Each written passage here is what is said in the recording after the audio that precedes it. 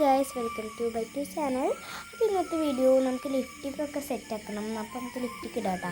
അപ്പോൾ ഇതാണ് എൻ്റെ ഫേവറേറ്റ് ഷെയ്ഡ് കേട്ടോ, ബ്രൗൺ കളറാണ് കേട്ടോ.